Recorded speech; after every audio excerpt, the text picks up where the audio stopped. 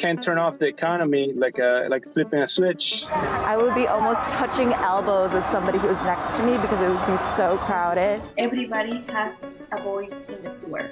It's Friday, May 29th, 2020. And here's QuickTake's wrap of the pandemic this week. 1 in every 4 U.S. restaurants will go out of business due to the coronavirus. And the effects of just one closure can set off a chain of losses for all those involved. I didn't realize that just one restaurant like ours could have that kind of ripple effect. This is the first time ever we turn off the light. We keep the light on all the time for 18 years. It probably had to go way back into January in Wuhan, China, when they locked down the whole city, the whole country. That's when the people start feel like if they go to a Chinese restaurant, they might get infected too. But I mean, we are here in the United States, we're not in China, but that's what people think. So we got affected back then, not just now. The dining room is empty right now. April, the whole month of April, we lost everything. So let's go all the way here. Most of the dishes would have broccoli one way or the other. And I realized that this broccoli come all the way from Mexico. That day, few days before April 1st, we have to call them and say, I'm so sorry, probably this is the last time we order until we reopen. No, he called me and was telling me that they're closing. And he was like, it's not April Fool's, but we are closing April 1st. Like, wow, what? Larry closed, Maywad's closed. Of course, I was in shock. 80% of our sales are restaurants. So when restaurants closed down, they had to get rid of all of their supplies. When they had to get rid of their supplies, we did too, but we got stuck with ours. And then when we got stuck, the farms got stuck. So imagine of 20,000 pounds of broccoli that week, only 5,000 pounds moved, right? You're still stuck with 75% of what's left. So we had to throw out dumpster loads. It was hard. And that's not just for broccoli. It's for all the other vegetables and meats as well. So as a farm, they need to produce and they need to keep up with what we're selling. So they have it the hardest. If they don't farm 3 months ahead of time, they're not going to have crop for us when we make an order. I got that call from SBC, hey, we got to cancel the shipment. It was already dispatched to load on a truck. We are the actual farmer and grower of vegetables in Mexico. Our cash crop is broccoli.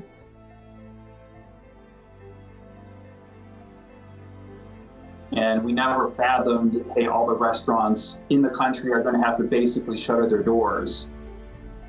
We wound up having to dump or donate almost 500,000 pounds of product. Unfortunately, we also found out the limitations there, that the local food banks couldn't take even half of that product from us because they were already so full. Their coolers couldn't take any more. They didn't have enough people to distribute. So we had good food that we had to literally throw in dumpsters because there was no channel to get that product to people who needed it. And then if you go back one step further from there to our fields in Mexico, again, peak seasonality, we're shipping up to 3 million pounds of broccoli per week. We had to cut it down to about 1 million pounds a week. When the truck is not full, obviously you're gonna get paid less. A lot of truckers, they own their trucks, right? So you're making payments $2,000-$3,000 a month for a truck, more than a mortgage. A lot of these products come in through the border from Mexico. 50% of our loads come from them, from Fortune growers. Usually, we pack them to the max to maximize profit. So when a broker or a shipper doesn't have enough product to fill up your trailer, basically we're just running the trucks at a loss. There's no way you can make a living like this. You can't turn off the economy like flipping a switch and then 2 months later turn it back on and expect that everything's gonna be normal. It's a chain reaction. You take one piece of that puzzle and then everything falls apart, like a house of cards.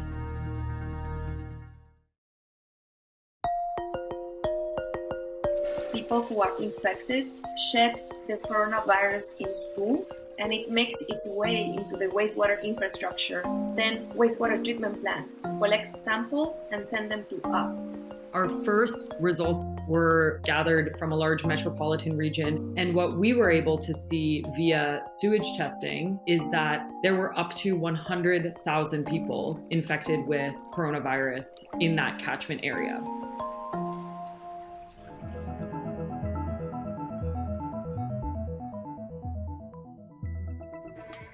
Hi everyone, I'm Sarah Ponsick and I'm a markets reporter with Bloomberg News. By now, all 50 states in America have begun the reopening process in some form, allowing businesses to reopen in some way or another. And to many, this is allowing some optimism to creep back. This was front and center last weekend over the Memorial Day holiday, and I'm sure by now, many of you have seen images of pool parties, beaches, crowds, out and about. And this can cause some different feelings, ranging the spectrum. To some, this raises concern that too many people in one spot raises the odds of yet another COVID-19 wave, a second wave as it has been called. And that could lead to more human suffering or even another closing of economies, just causing this to last longer. However, there are others at the other end of the spectrum that actually view this in a positive light. And that is because the way they see this is they say it's proof that there is pent-up demand. Consumers have been holed up for so long in their homes, and as soon as they are allowed to get out and about and spend, they will do that. And that means that the economic recovery can be sharper, it can be swifter, it can be faster. This past week, even Jamie Dimon, the CEO of JP Morgan, came out and said that he sees pretty good odds of a fairly rapid recovery. So how the consumer does act as economies reopen is really front and center right now. And we're seeing this optimism feed into the stock market. You have the S&P 500 around 3,000. You have the Dow hanging out around 25,000. And some professional investors are asking if we are on the cusp of yet another breakout to the upside. And it's evident in the contours, the underlying of the market as well, because as we've discussed before, the areas of the market that are most closely intertwined with not just the economy, but also the reopening process are now performing well. That's smaller companies that might have had higher risk of bankruptcy, of going under. Also what's called the value investing style, where people invest in cheaper companies. A lot of times they are very much tied to the way that the economy goes. A lot of bank stocks are value stocks. Also, just those that really do stand to benefit most from a reopening. Cruise lines, airlines, Delta has been performing well, United Airlines, also Royal Caribbean, Carnival, the stocks that had really been brutally hit during the sell-off. And on the flip side, the companies that benefit from stay-at-home orders, or that have in the stock market at least, and you've seen it through their financial numbers, like Amazon, Netflix, for example, well, all of a sudden, they're not leading the market anymore. They are lagging. So many people thinking about this reopening process, is it a true positive for the market? Right now, many investors would say yes, but still many risks are out and about. Top of that list is the potential second wave of the coronavirus. Also, bankruptcy risk is still out there. So some risks to still keep in mind as you do see optimism making its way out and about.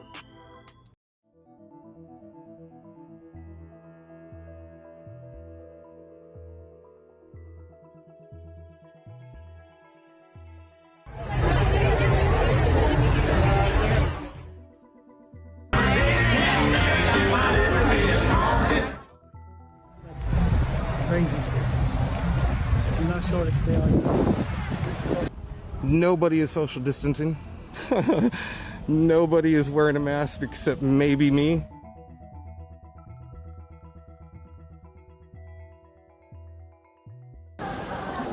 Today is day one after Prime Minister Shinzo Abe lifted the nationwide lockdown. We're here in Tokyo in Shibuya. I'm headed to Shibuya Scramble, one of the busiest places I think in all of Tokyo. All right, so we're gonna cross. So before the lockdown started, on a typical Shibuya day, I would be almost touching elbows with somebody who was next to me because it would be so crowded. Now we are underground Shibuya Station. Japan, in terms of the number of COVID-19 cases, it was the best among the G7 countries. The WHO just praised Japan, saying the handling of the coronavirus outbreak here was a success. So Japan did lift its state of emergency declaration nationwide. Tokyo itself still isn't back to normal. Governor Yuriko Koike said that Tokyo will reopen in 3 stages, and so it will be more of a gradual reopening of the city. The low department stores in Tokyo are mega food stores.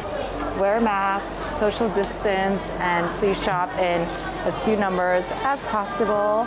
Everything looks like they're packaged pretty well, which I think is good for this coronavirus era. I'm a little bit wary of buying tomatoes that are out and open like this because anybody can touch these. I think from now on I might be buying more of these that are already wrapped in plastic. I wonder if single-use plastics will go up going forward.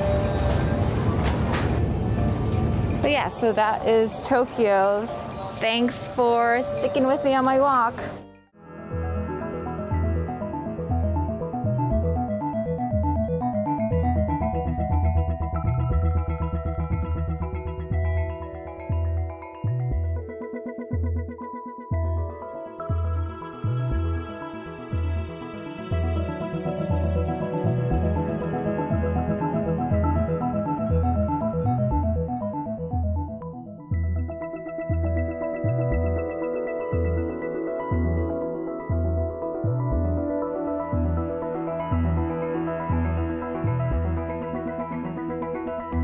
Reports of anti-Asian hate crime incidents have dramatically increased during the coronavirus pandemic.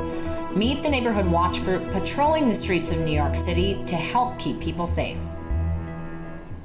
Asians in this city, we're suffering the same hardships. We're under the same stress, but we do not look for anybody to scapegoat. Ever since COVID-19, there's been a lot of anti-Asian sentiment in the country. There's also a lot of harassment. We have cases of verbal abuse. There are even physical attacks in New York City.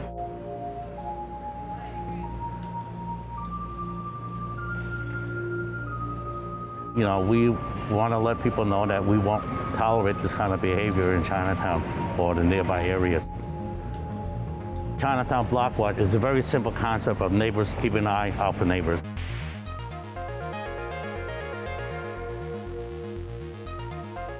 We're here to witness, we're here to document pattern of harassment. Not everyone. New York City is a very tolerant city, but there are people out there, they're looking for someone to blame. And unfairly, the racists are pushing this agenda that we need to blame the Chinese or blame the Asians for this.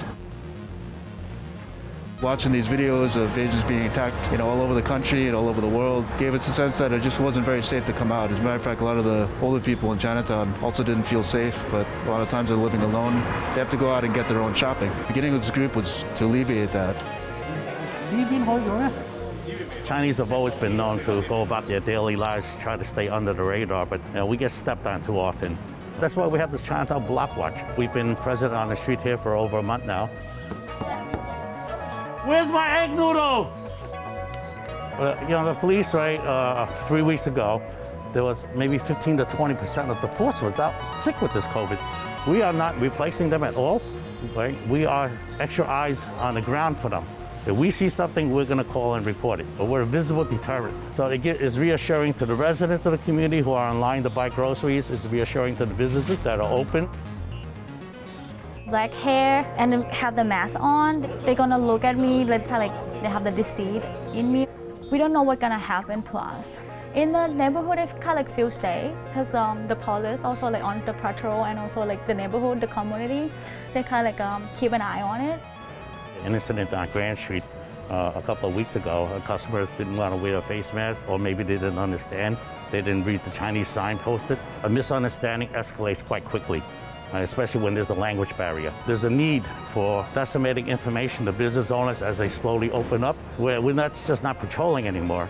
We've been passing out flyers in English and Chinese. 我俾兩個傳單你，你可以貼喺門口呢度冇口罩就冇入咁啦，嗬，大家安全着先啊嘛，嚇。So we're trying to disseminate information as we get it that we think is important for the community. Notices of government grants for small business, cash grants, forgivable loans, even maybe unemployment, whatever. A lot of people don't have access to English media or they don't understand English.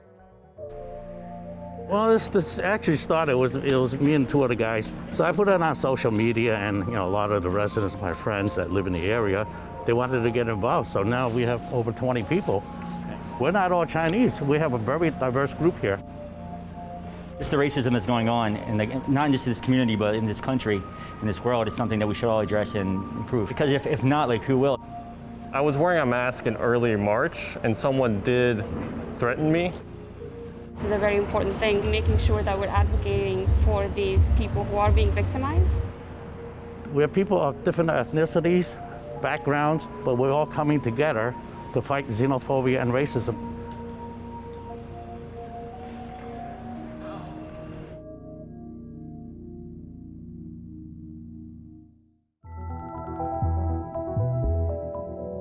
So nowhere has been hit harder by the coronavirus than here in New York City. But even as hospitalizations drop, it's hard not to think back to what went so wrong. So Drew, you're taking a look at this. What were some of the missteps that you found? I think if you look back at the rise and peak of New York City's epidemic, you have this mix of bad luck, bad structural circumstance, and what we knew about the virus at the time. Some of the things that we were told to do based on what we knew about the virus at the time were just wrong. I mean, we had the mayor saying, ride the subways, you can only get this from someone coughing directly on you. And I think now we know that that's certainly not true. If you look at how New York City is built, it's tons of shared spaces, subways, buses, trains, elevators, apartment buildings with lots of people living in dense spaces. Then if you look at how the virus got here, while the travel halt from China shut down a lot of the import of cases from there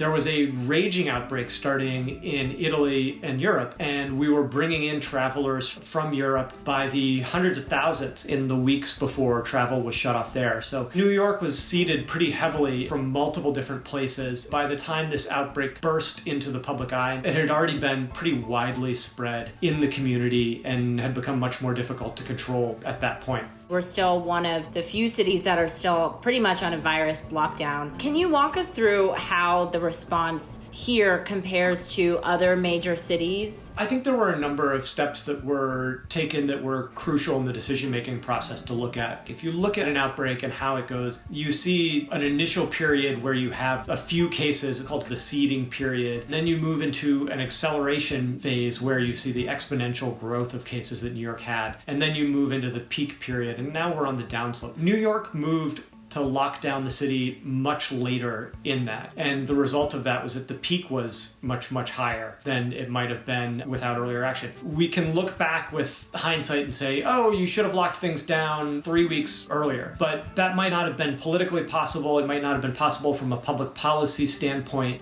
I think it's quite difficult to actually make them in the beginnings of an outbreak that we didn't know how bad it would get in the United States. Are we here in New York City more equipped to handle a second wave? And I wonder if there are other densely populated cities around the globe that have taken this time to really equip themselves and prepare for that potential second wave. I think the answer is, to a certain extent, yes and no. We spoke with one of the CDC's senior infectious disease personnel who made the very good point that an outbreak like this isn't like a global earthquake that we all feel at once. It's city and regional based, and it moves from place to place. We're still in the early phases of this, and New York had the misfortune of being hit first in the biggest way of the major US cities. New York and other places still have the structural problems where you have lots of density, you don't have a vaccine, some fatigue about social distancing measures. And so there's more knowledge about what to do, but there are still some significant vulnerabilities in New York and elsewhere around the globe to this virus. Some people have compared what we've done here to Sweden or South Korea. South Korea is an interesting example because they've put in place such a rigorous testing program that instead of having one big peak of cases, they've really been playing whack-a-mole over and over where they have little outbreaks pop up. They, like anywhere else, are going to be dealing with this for a long time. Testing doesn't solve your disease problem. It just makes it a little bit easier to manage. When we talk about managing an outbreak like this, that's an example of what you talk about. They still have rules that they have to follow, and they're still doing quite a bit in response to it, just that what they're doing looks a little more precise and a little less blunt than what's happened in some other places.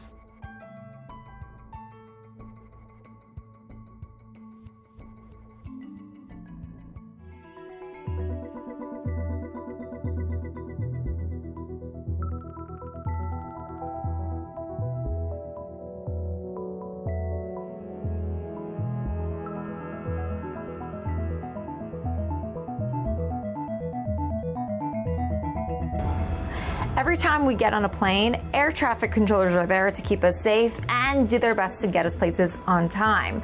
Well, the challenges they're facing during the coronavirus pandemic may be nothing new. It's not as bad as in 2008, but they are doing exactly the same mistakes.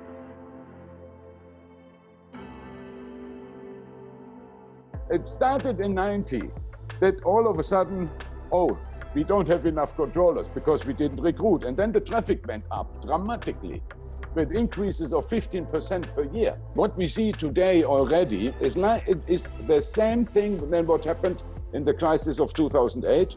At the time then, we were, of course, still maintaining, let's say, 85% of the traffic. Then the managers, European-wide, said, 85%, so we don't need new controllers. But everyone said, hey, this will pick up. Of course, and in 2019, that was one of the highest traffic pictures which we have seen, but then the controllers were missing. Let's say in January, still we were faced with a big problem of not having enough controllers when we need them. Because the traffic picture over the year is of course different. In January, you have less traffic than you have most probably in July and September. There is a so-called performance and charging scheme in place since 2012, which foresees a kind of a crisis when the traffic is 10% higher than what was foreseen for year X. Then this money has to be given back from the service providers to the airlines. By this, the passengers are saving money, or the airlines are boosting their profits. In a situation where the traffic drops dramatically, like it did after 2008-9, when we had the first crisis, then we have a so-called cost-risk sharing mechanism, which is working to the other side. As we are supposed to keep the airspace open, and even if there would be no flight, but to keep the airspace open, you need roughly 50% of the staff available. Otherwise, you can't maintain this. So a service provider has permanently running costs, but with what was proposed here, they have no income anymore. It will have a real impact on the future. When I started, we were 5 people on one sector. Today, we are 2. And the traffic, when I started, was 200,000 flights a year. Today, in Maastricht, we have 1.9 million. So, one way or the other, this will be a very costly exercise.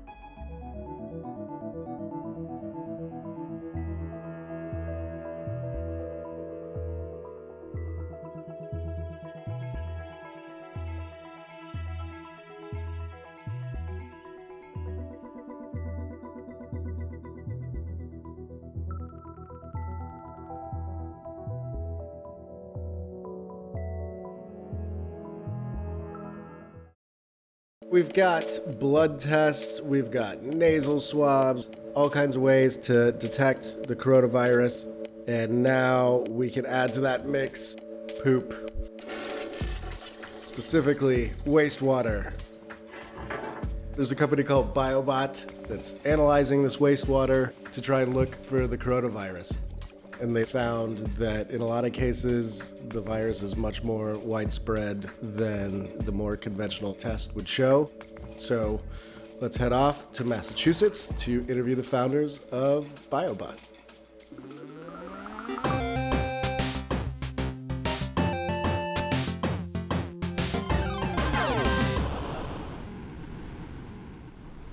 Would you two mind introducing yourselves? Maybe Mariana first. My name is Mariana Matus. I am co-founder and CEO of BioBot Analytics. My name is Nisha Gailey, and I am co-founder and president at BioBot Analytics. Your company, the two of you have come up with a pretty unique way to look at coronavirus. I mean, you're talking about sewage coming from different parts of the country, right? Correct. We can detect the virus in wastewater because people who are infected shed the virus in stool, and it makes its way into the wastewater infrastructure. Then wastewater treatment plants collect samples and send them to us. Right now, BioBot has a pro bono campaign, and we are testing about 10% of the US population on a weekly basis versus about 1% of the US population that is being tested through the clinics. And the results that you've already seen are pretty striking. Yeah, our first results were gathered from a large metropolitan region in Massachusetts. And on the day that the samples were collected, there were about 450 confirmed clinical cases in that community. And what we were able to see via sewage testing is that there were up to 100,000 people infected with coronavirus in that catchment area. So just dramatically more than what the regular tests were showing. Yeah, exactly. There's actually a large asymptomatic population, likely, or individuals who have very mild symptoms. And so they're not seeking out testing. However, they're captured and represented in sewage data. And so we're seeing them in our tests. And I know you're getting a 50 milliliter sample. How is that representative of an entire city's population? So treatment plants, they can sample the wastewater as it comes into the treatment plant constantly through 24 hours to guarantee that we get representation from every toilet flush that went through that community. And then from that aggregate sample, they are taking a small aliquot and sending that to us. And using that sample, we measure how much virus was present in the wastewater with a technique called qPCR that looks for the genetic signature of the virus. Okay, and you had already had this company up and running to kind of look for other diseases in wastewater already? Correct. We originally were working with the opioid epidemic, measuring the concentration of different types of prescription opioids in wastewater to create better programs. It's not the most glamorous job, maybe. What drew you to this field? I really grew up with hardship. So I've always been passionate about creating technologies that help with equity and bringing better resources to people who need it. And the beauty of looking at wastewater as a diagnostic is that everybody has a voice in the sewer. You don't need to have the money to go to the doctor. You don't need to have medical insurance. As long as your house is connected to the wastewater, your information is counted, and we can bring that to create better programming. What's your vision for how this plays out over the coming years? Yeah, our vision is that one day this technology will be basic infrastructure for every city and town worldwide. So we will be constantly screening our populations for new outbreaks of the novel coronavirus. And in this next week, 2 weeks, 3 weeks, I mean, there's just going to be more and more data coming out, obviously, from the work you're doing. All of the facilities that we're working with really believe that weekly testing is very important. One of the biggest questions facing government and decision makers right now is how and when can we start to safely open up our cities again and our economies again? And testing at scale is one of the most critical things in order to help us get there. And we're not going to be able to test every single individual. That's just not realistic. And so this type of testing can really be helpful in making these types of decisions of scaling back quarantine style measures or social distancing. And so all of the facilities that we're working with are sending us weekly samples. We're giving weekly data back to them. And yeah, we're excited to see how that progresses. All right, that wraps things up for us this week. Thanks for watching. But remember, you can get all of your coronavirus news from QuickTake 24/7 on Twitter, Instagram, Facebook, and YouTube. And for a daily recap of the day's top stories, subscribe to our newsletter. Thanks for watching. We'll see you next week.